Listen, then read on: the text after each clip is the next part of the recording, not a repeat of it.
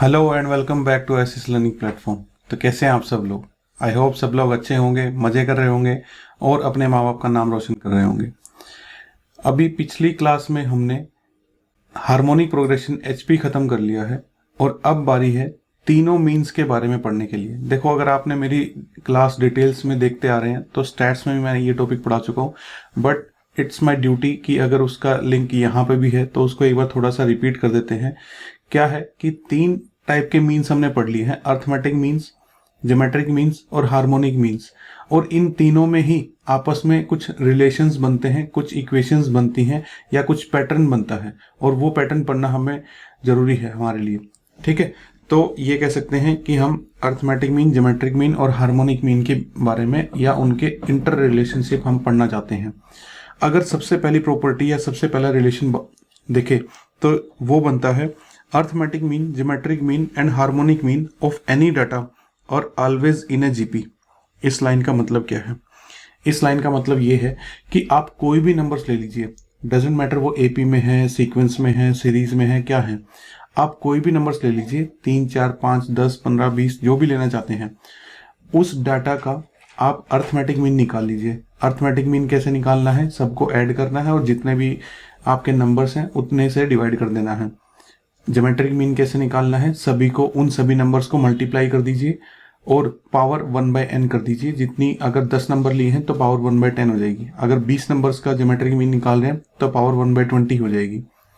और harmonic mean कैसे निकालना है? हार्मोनिक मीन मैं लिख के बता देता हूँ कि अगर हमारे पास लेट से A B C D E ऐसे 5 नंबर्स हैं तो इनका हार्मोनिक मीन कैसे निकलेगा? 5 डिवाइडेड बाई जितने नंबर्स हैं वो ऊपर आएगा और फिर नीचे क्या आएगा? 1/a plus 1/b plus 1/c plus 1/d और प्लस 1/e। तो कहने का मतलब ये है, इसके न्यूमरेटर में रहेगा जितने नंबर ऑफ आप डाटा पॉइंट्स या जितनी एंट्रीज आपने ली हैं वो न्यूमरेटर में रहेगा, और इसके डिनोमिनेटर में क्या रहने वाला है?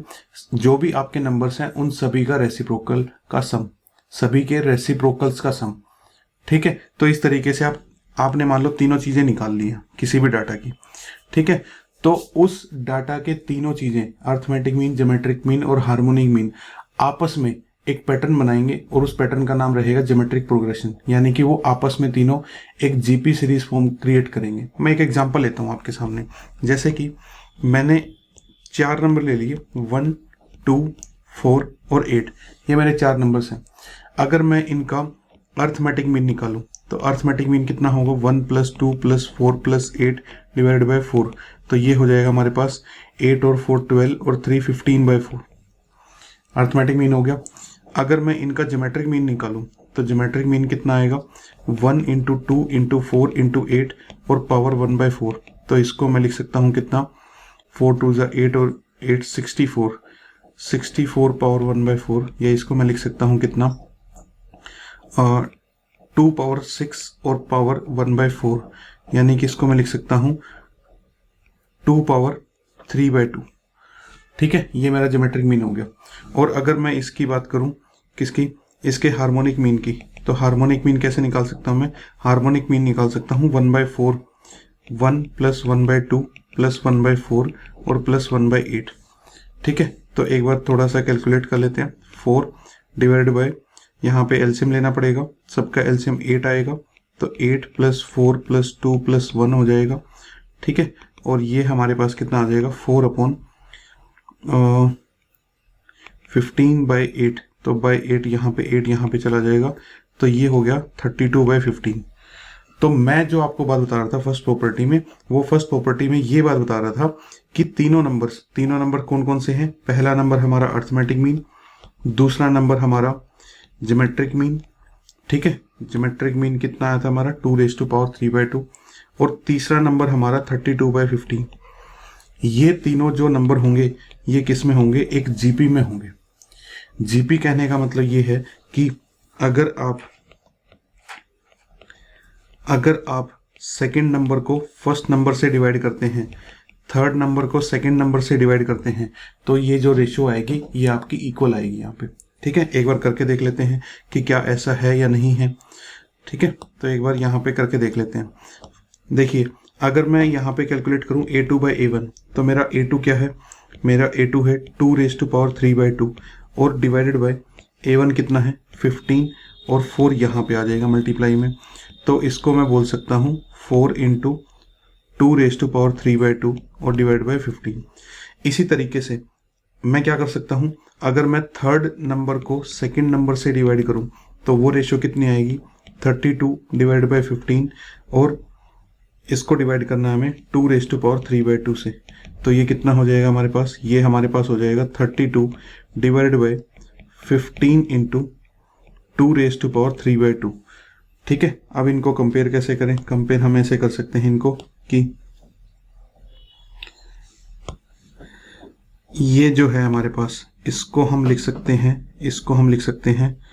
4 × 2 का क्यूब होता है 8 और उसकी पावर 1/2 बाय 15, यानी कि इसको लिख सकते हैं हम 4 × √8 बाय 15।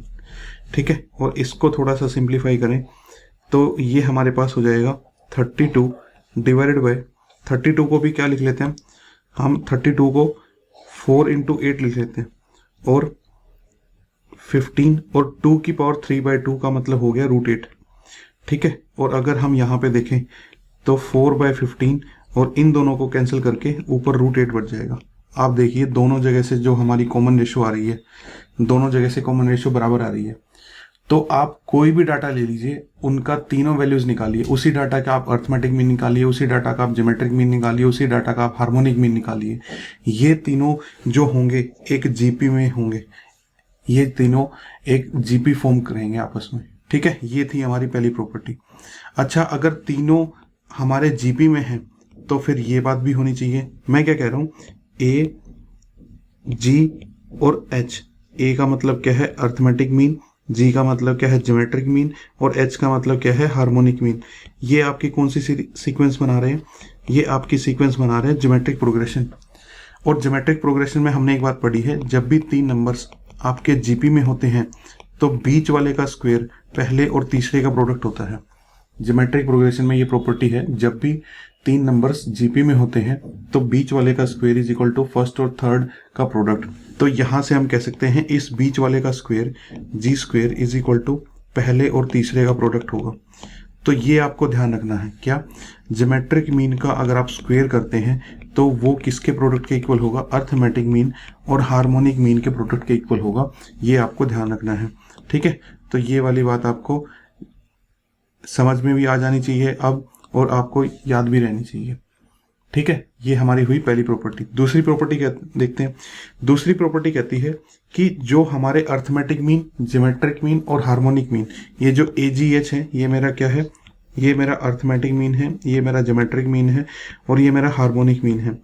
कोई भी डाटा ले लीजिए, उसकी जो ये तीनों वैल्यू रहने वाली है ये इसी ऑर्डर में रहने वाली है। सबसे बड़ा कौन होगा, अर्थमेटिक मीन होगा, that is greater than equal to geometric mean होगा और that is greater than equal to harmonic mean.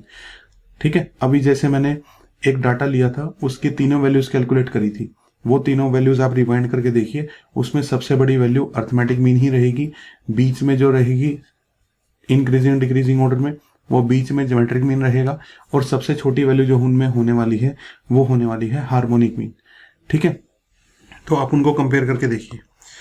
और अब ये इंपॉर्टेंट प्रॉपर्टी आ जाती है थर्ड प्रॉपर्टी। थर्ड प्रॉपर्टी ये कहता है कि अगर दो नंबर्स कौन कौन से हमें, 2 नंबर्स ए और बी हैं, और अगर उनका अर्थमेटिक मीन और ज्योमेट्रिक मीन गिवन है, भाई आपके पास कोई 2 नंबर्स हैं, उनका अर्थमेटिक मीन गिवन है, उनका ज्योमेट्रिक मीन गिवन है, तो उन दोनों नंबर्स में आपस में क्या रेशो होगी, मतलब A/B की वैल्यू क्या होगी, या फिर ये कह सकते हैं A/B की वैल्यू क्या होगी। लेट्स से हम ये मान लेते हैं कि 2 नंबर्स कौन से हैं, 2 नंबर्स जिनकी हम बात करना चाहते हैं वो कौन से हैं, एक नंबर A है और एक नंबर B है, और ये मान लेते हैं दोनों का अर्थमेटिक मीन जो है A, B का जो अर्थमेटिक मीन है वो A है और दोनों का जो ज्योमेट्रिक मीन है वो कितना है, वो G है। तो जो दोनों नंबर्स की रेशियो आएगी वो इतनी आएगी, थोड़ी सी यहाँ पे लिख देता हूँ अच्छे से। दोनों नंबर्स की जो रेशियो होने वाली है वो होने वाली है, पहला नंबर तो होगा इसके इक्वल A + A² - G², और दूसरा नंबर होने वाला है इसके equal A - A square minus G square, दोनों नंबर्स इस रेशो में होंगे। ए की वैल्यू इसके इक्वल होगी, बी की वैल्यू इसके इक्वल होगी। ठीक है, रेशियो को हम फ्रैक्शन में भी लिख सकते हैं, तो रेशियो को, इसी चीज को मैं फ्रैक्शन में लिख देता हूं कि अगर कभी भी आपको ऐसा दिया है कि दो नंबर्स का अर्थमेटिक मीन गिवन है और उन्हीं दोनों नंबर्स का ज्योमेट्रिक मीन गिवन है, तो आप वहां से ये कह सकते हैं a अपॉन बी की वैल्यू जो होगी वो होगी a plus A square minus G square divided by a minus A square minus G square.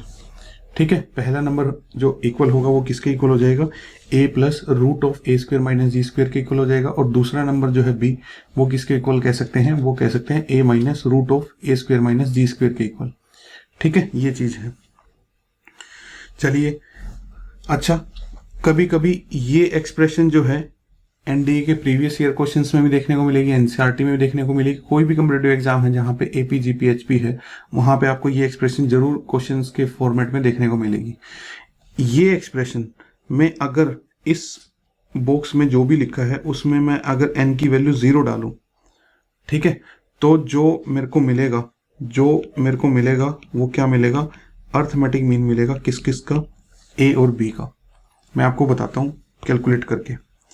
मैं इसमें क्या करता हूं, इस एक्सप्रेशन में n की वैल्यू 0 पुट करता हूं। तो n की वैल्यू 0 पुट करने पे क्या होगा, a की पावर 0 प्लस 1 प्लस बी की पावर 0 प्लस 1 अपॉन a की पावर 0 प्लस b की पावर 0।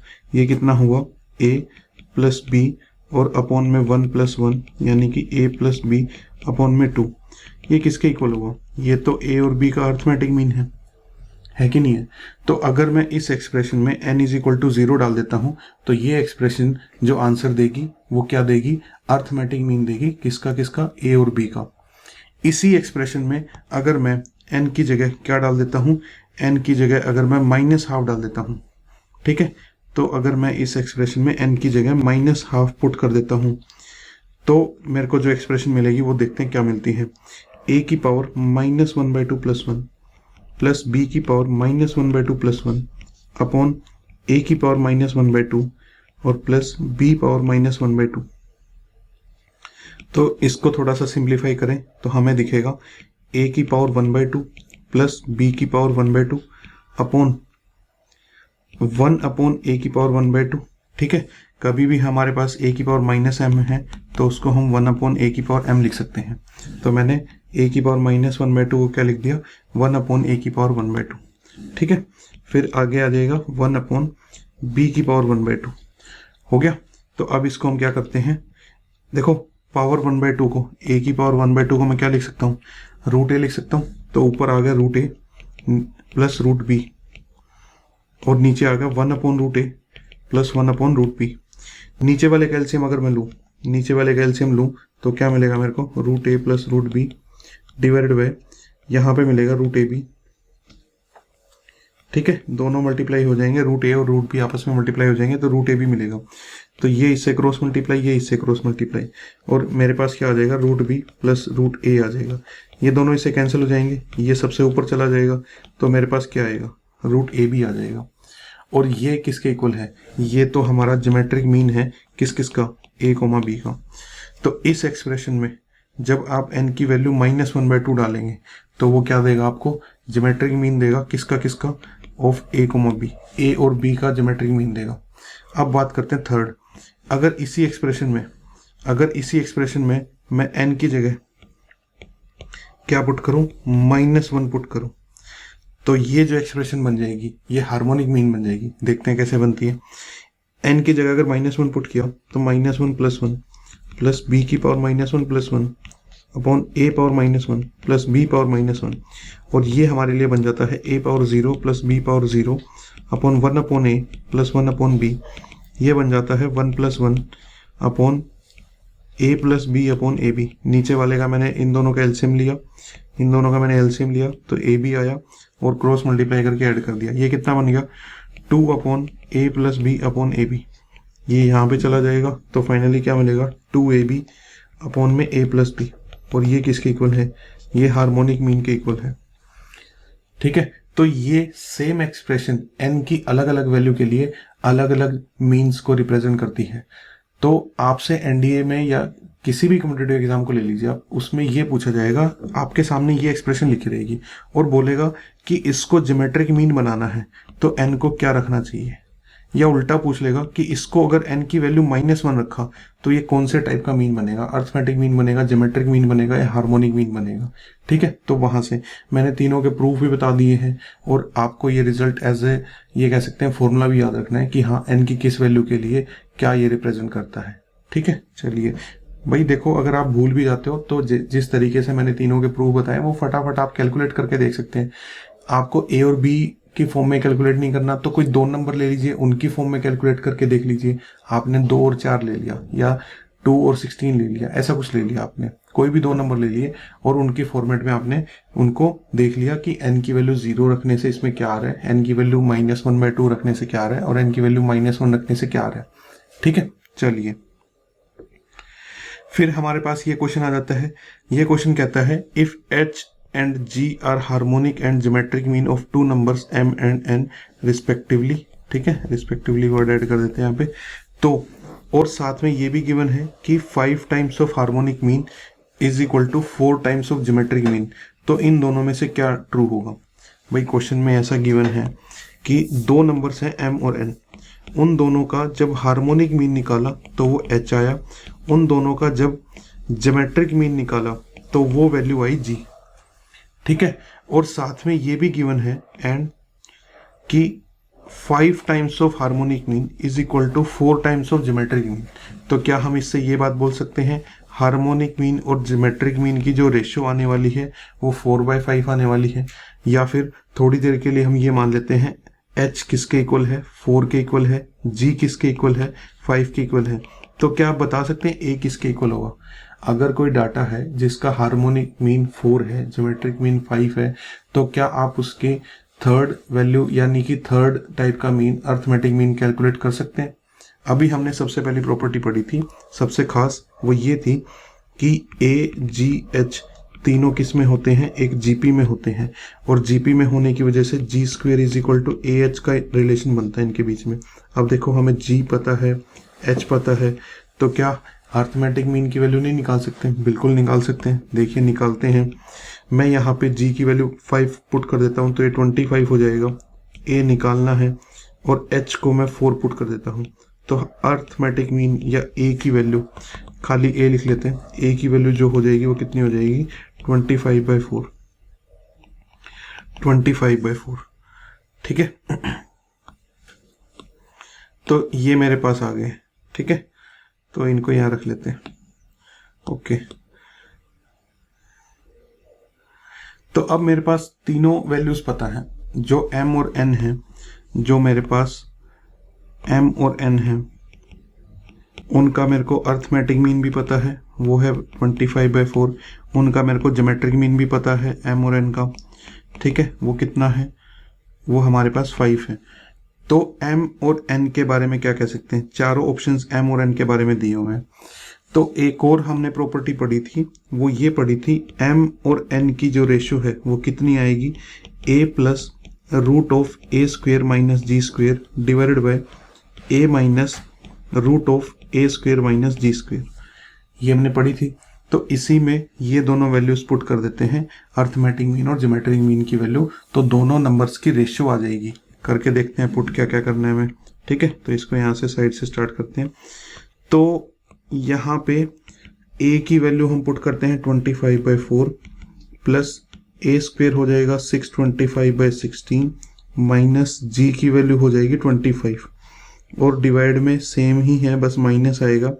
25/4 माइनस 625/16 और माइनस 25, इसको अगर सिंप्लीफाई करें तो ये बनेगा 25/4 plus 625 minus 400/16 divided by 25/4 minus 625 minus 400 divided by 16, और इसकी जो वैल्यू आने वाली है वो आने वाली है 25/4 प्लस रूट 225/16 अपॉन 25/4 माइनस 2/5/16 और इसको अगर हम सिंप्लीफाई करते हैं तो हमें फाइनली मिलता है 25/4 प्लस 15/4 डिवाइडेड बाई 25/4 माइनस 15/4। इसको सिंप्लीफाई करेंगे तो ये आ जाएगा 40/4 डिवाइडेड बाई 10/4। 4 से 4 कैंसिल हो जाएगा तो 40/10 और m और n की रेशो, ये देखिए यहाँ से m और n की रेशो कितनी आ गई 4/1। तो हम ये कह सकते हैं क्रॉस मल्टीप्लाई करके m is equal to 4 times of n आ जाएगा, 4 टाइम्स ऑफ n आ जाएगा m की वैल्यू। देखो ये जो चारों इक्वेशन लिखी हुई हैं ये कुछ नहीं लिखी हुई है, ये m और n की रेशो लिखी हुई है। ठीक है, रेशो कभी कभी ऐसे लिख दी जाती हैं m/n करके 4/1, कभी कभी m/n इज इक्वल टू 4/1 लिख दिया जाएगा, कभी कभी इनको क्रॉस मल्टीप्लाई करके m is equal to 4n लिख दिया जाएगा। सभी जो चीज़ें हैं ये रेशियो को ही रिप्रेजेंट करती हैं और रेशियो का ये फॉर्मूला आपको याद रखना पड़ेगा कि अगर जब भी दोनों नंबर्स के आपके पास अर्थमेटिक मीन है, दोनों नंबर्स का ज्योमेट्रिक मीन है और दोनों नंबर्स की वैल्यू पूछी है या दोनों नंबर्स की रेशियो पूछी है तो आपको ये वाला फॉर्मूला वहाँ पे अप्लाई करना पड़ेगा।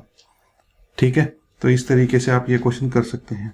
चलिए एक क्वेश्चन और ले लेते हैं। हमारे पास ये है HP का क्वेश्चन, तो हमें गिवन है कि ये 3 नंबर्स हमारे किस में है, HP में है।